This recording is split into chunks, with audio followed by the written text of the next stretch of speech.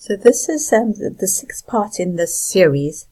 The first part was introduction and what is financial freedom, and then it was assets, then passive, then property, then pensions, and now we're on mindset. So what is mindset? So basically it's positive thinking and believing in yourself. And I believe that personal development is like food, that you need some every day. You need to surround yourself with the right kind of people. Positive people with a can-do attitude. People who see the cup as half full.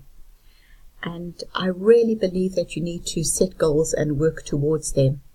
And people who set goals are so much more successful than people who just drift along. And, if you don't have a goal, how do you know when you have achieved it? And there's a really good book by Brian Main, and it's called Goal Mapping. And it goes through, he explains how to set goals using words and pictures. So it's your left brain and your right brain. And it's very effective and well worth doing.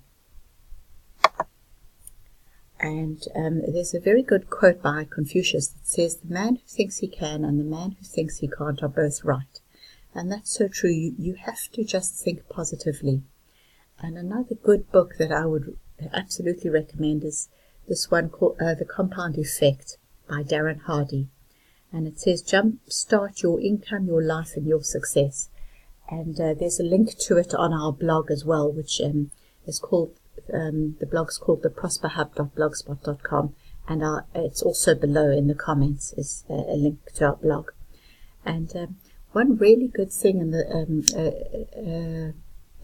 a clip in this book, a little story, is that there were these three men, and they all three had gone to school together, and then the one man decides to go to the gym every day and listen to some kind of personal development. And the second man does nothing, and the third man decides instead of going to the gym, he's going to the pub every day. And at the end of 1 year, nothing much has changed. But by the end of 3 years, the man who had gone to the gym, he's about 60 pounds lighter than the man who had gone to the pub. And he has been promoted, and his life is just on an upward curve. And the man who had gone to the pub, his life is on a downward curve, basically. And it's just from doing these tiny little things every day that just makes such a difference to your life. So I would very much recommend reading that book and following what it says.